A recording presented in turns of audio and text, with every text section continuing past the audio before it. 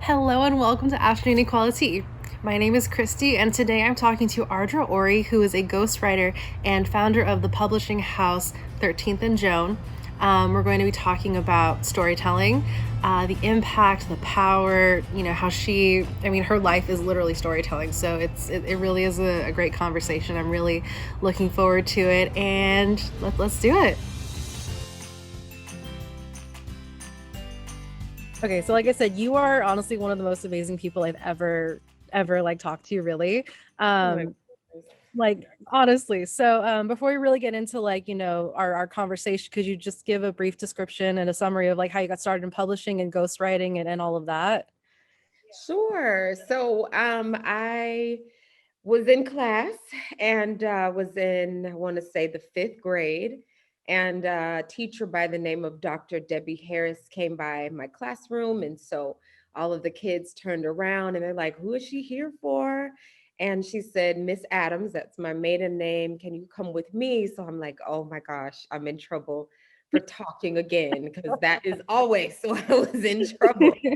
So I went with Dr. Harris and we walked along the corridor. She didn't say much. She was friendly, but she didn't say much. So I'm like, she's not even going to give me a clue, what this is about. So we got to her classroom. We sat down at this round table and she said, "I feel like you need to create something." So I kind of looked, in a puzzled way. And she said, "Well, your teacher, kind of let me know that you're finishing things a little bit early. And we want to give you an opportunity to create something." So I'm like, "Okay, great. I might not be in trouble. This may go well." And I said, "Well, what am I supposed to create?" And she said, "Well, I want you to create whatever you want to create." So I'm like, is this a trick question? Is this a trick situation? Because I don't know what you were asking me. So Yeah. she said, "It can be, you can draw, you can paint, you can speak, you can take pictures, you can, whatever you want to do." And I said, "Okay, well, can I write something?" Because I'm like, that's easy. Just write something. And she said, "Of course, you can write something." So then she sat there in silence and she said, "So what are you going to write?" And I'm like, "Well, I hadn't gotten that far. I didn't know I was even supposed to be doing all of this." But um, she kept going with this. And that, one meeting turned into um, meetings on a weekly basis about this thing that I was writing. And so every time it was open-ended questions. What are you going to write? Well, who are you going to write about? Who's going to read it? Where are you going to send it? And so it led to me developing a book. And I said, and once we got the book and I decided I wanted to write about women in my community, who I felt like were unsung heroes in many ways. And I wanted to tell their stories. So I did that. I set up interviews with them. I had to look up their information at that time, showing my age. There were phone books still, and you could find people's information in a phone book. There was no Google that you could just find a Right. number, text. So I had to do all the research to find these ladies and their numbers and their contact information, and then I had to schedule an interview. And so I interviewed them. I wrote my questions. It was a year long, I want to say at least, process. And so that puddled into me writing a book. And so then the question was, "Well, what are you going to do with this book?" So I said, "Well, I'm going to publish it. I'm going to be an author." But wait, And wait. You were 10 years old. I was 10. I I can't even I can't fathom that at that age because when I was 10, what was I even doing? I think I was watching Power Rangers on Saturdays and like Yeah, I yeah. wasn't Well, I wasn't doing absolutely. nearly any of that. Well, you will do what you have to do when it comes down to survival and staying out of trouble. So I thought, if this is going to keep me in good standing, I'll do it. So that was my motivation. And so I published the book, went to a place, and actually at the time it was like having it bound. And then she said, "Well, now what are you going to do now that you have it published?" And I'm like, "Well, I'm going to sell it. I'm just going on. I don't know." So we put together, I organized this book signing, had all of the administration from the school, some of my classmates, my mom, all the women whose stories I had written. They showed up, and I contacted the local news and I said, "Hey, I'm 10. I wrote this book. Can you come? I'm having this thing." And they all showed up. So it was like a book signing, right? Yeah. And that night, after it was all over, my mom came to my room and she said, "Here you go." And so I was like, "What is this?" And she said, "This is all your money." And it was hundreds of dollars. And I'm like, "What?" And she said, "This is your money." And I said, "Well, what do I do with this?" And she said, "Whatever you want, you earned it." So I said, because I did work, because I stayed out of trouble, you're saying I made money from this? Okay, we're on to something. So what I learned is that, stories make people stop. It was the one ask that I asked these women. They were very important. They were very busy. They had no trouble stopping to share their stories with me. And then the school had no problem stopping for that moment. So I understood the importance and the power of stories. And then I also understood that they could be monetized. So my affinity for love, or affinity for words and love for stories started at that moment at 10 years old. It was unforgettable. That's amazing. I can't even think of like another word for it. It's just amazing. But so like speaking of stories, when we talked previously, we had touched on like advocating and raising voices and having, discussions about like racism and social justice issues, especially like last year, like everything that happened, and then now like it's Black History Month right now. But so I wanted to get your take on this because I know that like especially like during times like this, like Black History Month, or like when Black Lives Matter was like, at the forefront of all the news, there's a level of burnout that begins to set in Mm, when we ask people to tell their stories yes. over and over and over again. Right. But since and again, like I want to see your take on this because you like it's essentially your job to gather these stories, to tell the stories, to share them. But so how do you like what is your take on not exhausting these sources of these stories and not re-traumatizing them when logically we have to ask these people to tell their stories in order to move the conversation forward. Sure. I think that there is a responsibility that we all have, and we must all assume for the consumption of and access to information, first and foremost, right? We have to take accountability for the fact that there are things about groups of people that we don't know, all of us. There's no Mhm. person that's exempt from that. And so, with that, I think that we first have to take ownership of opportunities to self-educate. Where can I go and find what is already there? There are tons of resources and information and stories available, but we don't access them. So I think that that's the first step. The second step is identifying those who are willing to share, just like what you're doing, with this show, is finding those people who are willing to share and being sensitive enough to ask them if they are in a space that they feel like sharing.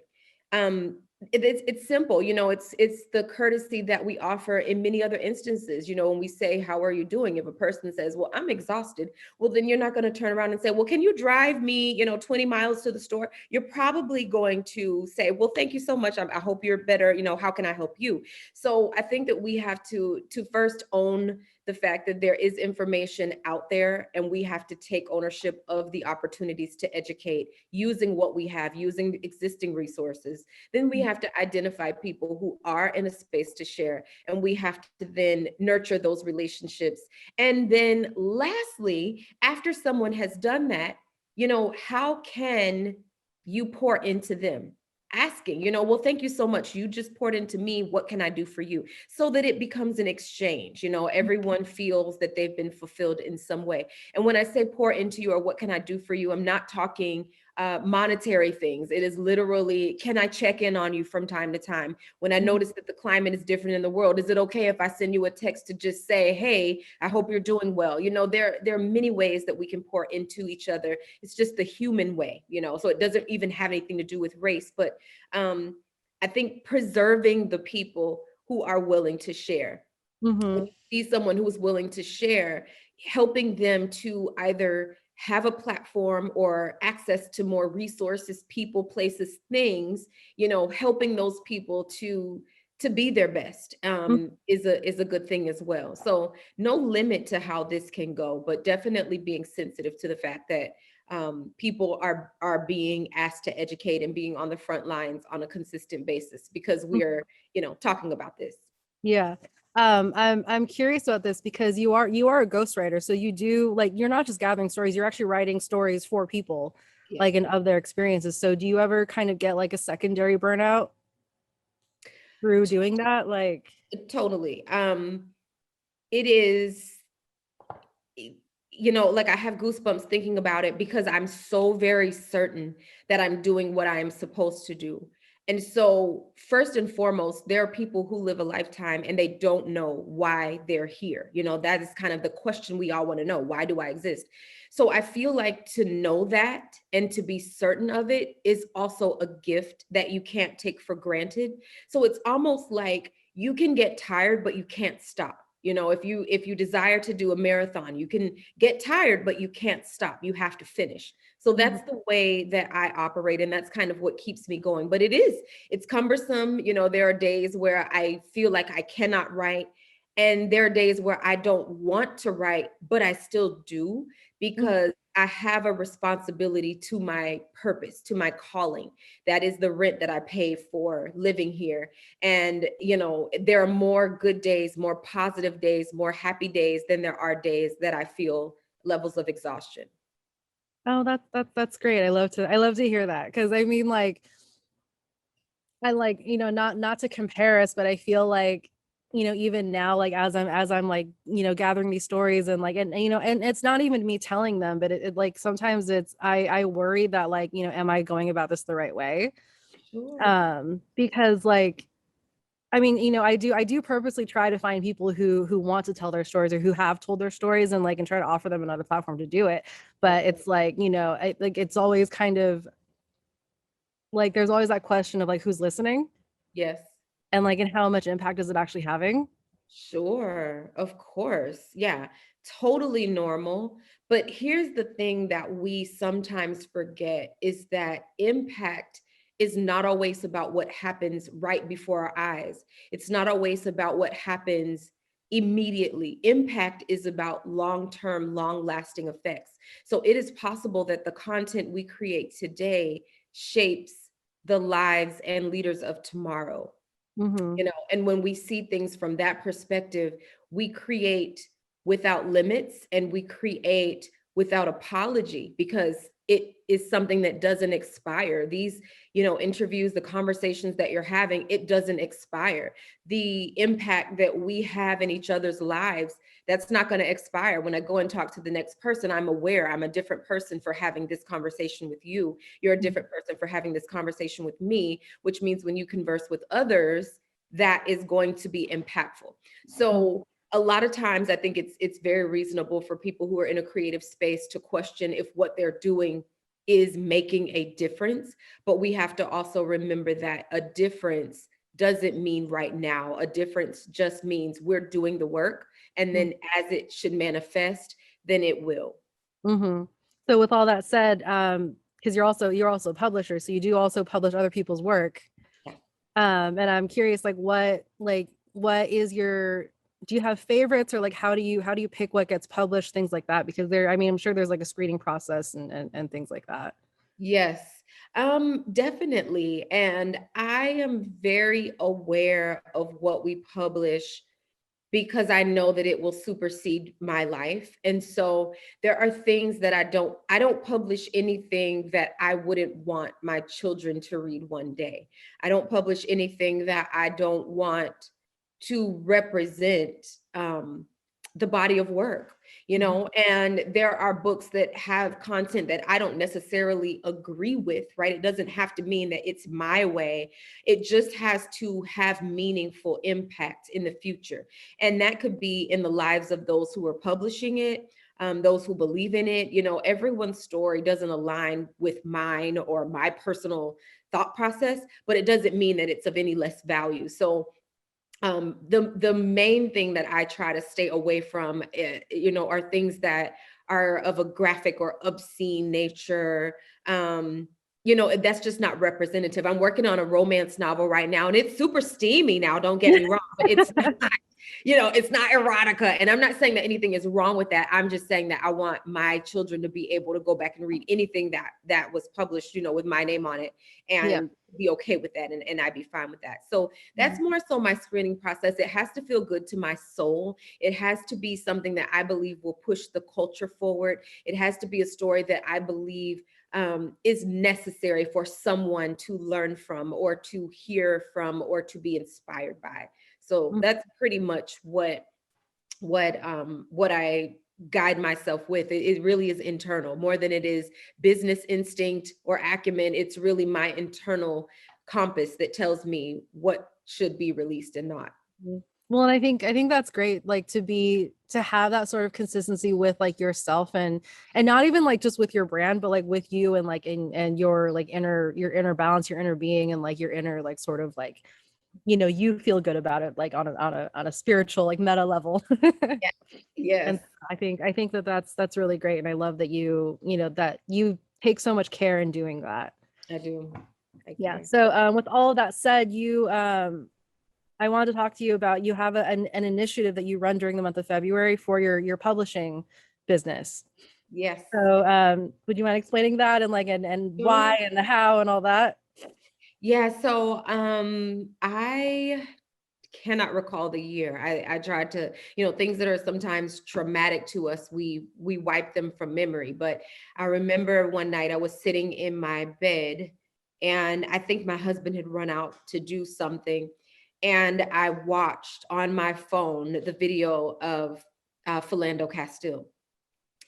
And for the life of me, I could not process it. I could not understand how I had not been aware of the fact that this was not new. It was just recorded. Mm-hmm. And so I remember my husband coming back home and I was just in an outrage, I cannot believe. And he was almost numb, which was even more frightening because Yeah. he said, this happens so much. This is why Black men are afraid every time they hear a siren, or why, if the police are driving next to you, you will literally consider pulling off the road and stopping, where you're going, or waiting a moment for them to go by because you know that this is a reality. And I thought, how can I be Black and not know the severity of this? And that video was what, made it so real. It made it, something that I could not turn away from. I could not acknowledge it. So I was left with, what do you do? How do you make a difference? How do you change this? And like many people, I felt so helpless. I mean, can I take on an entire police, and this Right. is systemic, this is not just one police officer. This is a systemic issue. Mm-hmm. So I felt very helpless and I just didn't know what to do. And so one day, I was just sitting and probably in a meditation. And God said to me, you do what you can with what you have. So I'm like, okay, well, what does that mean? Because I have a publishing company. So how do I, and one thing that occurred to me is that I started doing research and I was looking at the numbers of who is publishing. And Mm-hmm. first and foremost, African American people, there is a deficit in the publishing industry Yeah. as far as those who are executives and those who are running the industry, the powers that be, as well as authors. So I thought, okay, that's problematic, but I'm obviously chipping away. I'm at least doing what I can, to that end. So then I started doing research on men, and it was staggering how many Black men did not exist in those numbers. So I thought, okay, this is an entry point. Maybe there's something I can do with it. So the number 100 has always been significant. I don't know why. It just seems like, it's a really big goal. And if you get there, great. If you don't, you tried your Yeah. best. So I said, okay, I'm gonna put together something where 100 Black men, create a program that they can become published authors. Because what I don't want is for them to leave this earth and not have told their stories, not have left those blueprints for the rest of the world. So I would say that I walked around saying that and telling that to people for about 2 years, and people were like, what? Like, it just didn't make sense, because it didn't really make that much sense to me. I didn't know how I was going to do it. I just knew that I would. So 3 years ago, I just decided, you know what, I'm going to jump out here with this. I put together an initiative. I started to write the programming, the format, how it would go, how we would, coach these men through this process, how we would set up cohorts, etc. And I launched it. It's one of those where you jump out of the plane and you build the parachute on the way down. And I Oh, told these gentlemen this. I said, listen, I don't know that anyone has done this before. So I don't have all the answers. I know how to get you from point A to point B to make sure that you're a published author. And mhm. I know the information that you need to have as an author and as a business person who has written a book. Well, So, and hang on, sorry, just question. You found the 100 men. yes, right. You would think that that's the problem, right? Yeah. I mean, like, I don't know. Like, Mhm. part of me is like, it shouldn't be a problem, but then it's also like, I had a hard enough time finding 5 people to do like a roundtable with me. So Sure. it's like to find Mhm. a hundred men who have stories that are like, let's do Yeah. this. Like Con- 100, like, again, like, I mean, like I said, 100 is a number. It's like, it's a big number. yeah. Yeah. I found the 100 men. Yes, it was overflowing. We closed applications, Oh, wow. and we are, I haven't reopened applications because we're still working to get those men through the process. I'm going to reopen applications and it be, on a rolling basis. But yes, they were there, and thank God, for the power of social media, because that was a huge tool for us to utilize to do Mhm. this call. Call to action for these gentlemen, but we found the 100 men and we got them going. We've had several of them have published, and then we have more that are in the publishing process. And so it's just a beautiful thing that it really did manifest. So I hope that number becomes 200. I'm gonna say, Yes. yeah, Yeah, I no, eventually keep I'd love going. to get to 500. I would love to get to 500, but we'll see. I love it. I love it. So, so you can't apply right now. So when do you plan on opening it up again, and how would this process go? Because you said like it wasn't just like you don't just come to you with a story, like you also offer like coaching and cohorts and like all those other things. So it's not just like they don't have to have a finished book. Oh no, right. We've had many of them who they didn't have anything written when they started with us. And so we took them through the process of, helping them to set up a schedule to get their writing done. And also one thing that I know about men is that they're very competitive. So I Yeah. use that as a tool because when they see their cohorts, moving to the finish line, they're like, oh, I gotta get done. I gotta get done. So we use that. We have a private mastermind group for all of the authors to interact and engage, and it's just a great thing. But the applications are actually open on the website, Oh, and so okay. we just consider them on a rolling basis when we have a cohort that has an open space. So when someone graduates out, then we know we have another opening available. Okay. Well, that's awesome. So, Yeah. can you just like, what's the website? How do people find it? How do people find you? Sure. And just some books to look out for. Yes, absolutely. So it's 100 Seeds of Promise in the number 100. So 100 seedsofpromise.com. Okay. And all of the social media is at 100 Seeds of Promise as well. Makes it super easy to find us. As far as finding me, I am at the Queen of Storytelling. That's I on like. Instagram. I had a great Instagram page that was my name. It got hacked recently, which is Ah, crazy. So ugh, crazy. But I started a new one, and the audience is continuing to go. And that just shows the power of stories. So yes. that new page is just growing, but you can find me at the Queen of Storytelling on social media. And then 13th and Joan, the company is 13THANDJOAN. Okay. Perfect. That's amazing. Yes. Well, thank you so much. I think we talked about like you were gonna give me a little like reading list Yes. to show the people, and I actually have like I have my roommate and she has like literally 5 book clubs that she's in, and she's like I want to share this with everyone because like, and she's been having this conversation with them too, like just the lack of black male authors, of Yes. black authors in general, but especially black male authors. Like I think they've only, even though they've made it a point to read more like people of color, like Yes. read more books by people of color, like they've only had I think 1 or 2 titles Yes. that have actually come up like in their research. Absolutely. Absolutely. Yeah, I've got a ton to share. So I can email you over that list um, Hmm.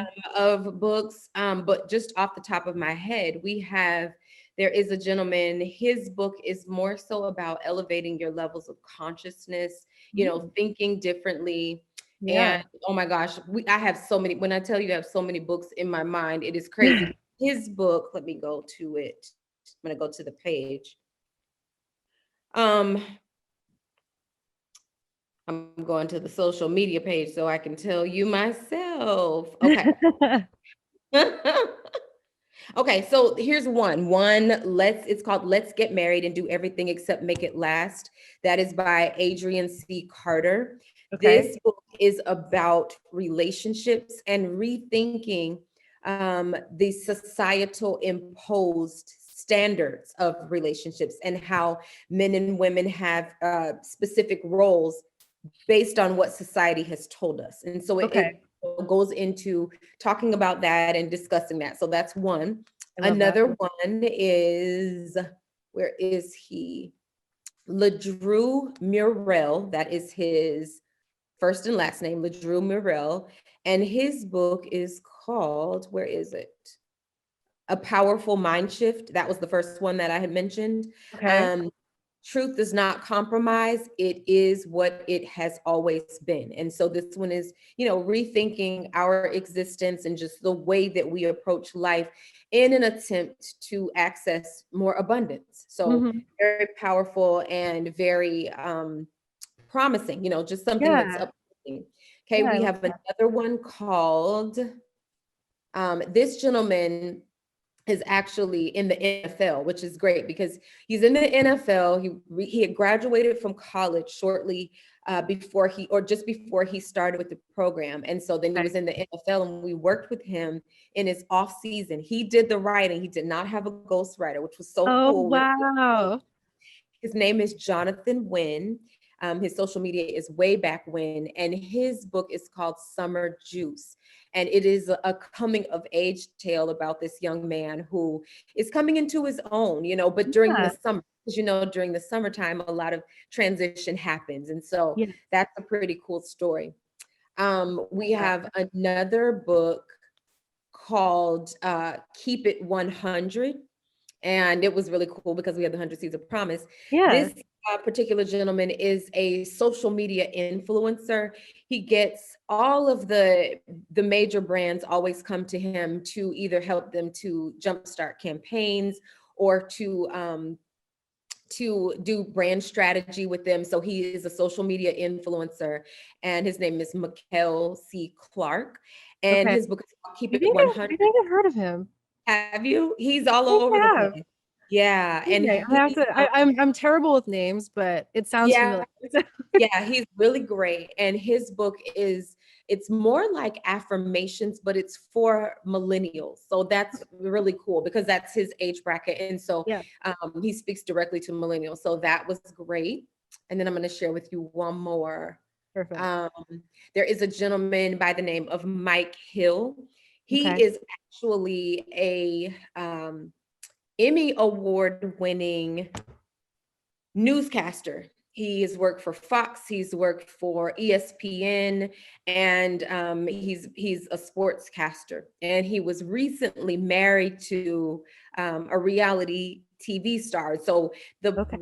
the thing that was really cool about this is that we got to see the book unravel on the show because that was his storyline. And so, Right. they were talking about the book, and then he received the first copy of the book on the show. And so it was just great to see all of that. Oh, But his that's name is Mike awesome. Hill. Yeah, and his book is called Open Mic. Super salacious read. He does not hold anything back. And he's talking about his failed relationships and why he had to love himself. He does address police brutality. He addresses mental health and Hmm. why mental health is a concern for Black men in this country. And Hmm. then he talks about his career, in the sports and entertainment industry, and then finally becoming whole through counseling. And so he was able to find the love of his life. So it's really good, but he writes very raw and uncut. So it's just like you're talking directly to him. And it's a very cool. Yeah. So those Oh, are I'm some just off excited. the top of my head. Oh, I'm excited. I'm excited to check those out, and I'll have those. I'll put those up on the Instagram and on the website and everything. So Awesome. Really awesome. But thank you so much. I'll let you get back to your meetings. But thank you so much for coming by and chatting with me. This really was amazing. You're amazing.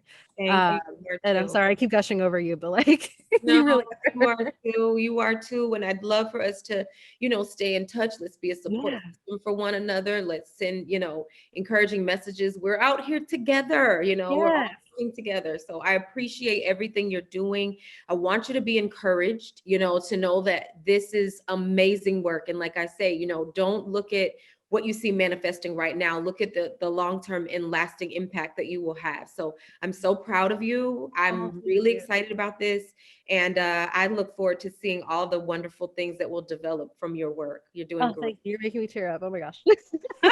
Oh, I mean it. I mean it. I absolutely mean what I'm saying. I'm not, making this up at all. This means I told my husband and my daughters that I was talking with you today, and I was so very proud of you, Oh, for what you're doing. So I want you to be proud of yourself and never question the value of this work. You're amazing. oh, thank you. I will definitely take that to heart. And now it's recorded. So Yeah, that's right. You okay, can't. thank you so much. And yes, we will definitely keep in touch and I'll talk to you soon because we'll be talking later. Absolutely. Yeah. Thank you. Thank you. Have a great rest of your day. You. Thank you so much, Ardre, for coming by and sharing her amazing journey with us and just her thoughts on storytelling and also her initiative for helping Black male authors be published. To find out more, you can visit her on her socials that she mentioned. I will also post them in the show notes and on the social media pages that I have. Don't forget, 100 Seeds of Promise is the program. So if you or someone you know is interested, please go check that out. And I'll also be putting up the reading list that she mentioned in the show. So I'm excited for all of these new things to look at and read and to hear all these stories. And again, thank you all so much for coming. And I can't wait to sit with you again next week. Thanks.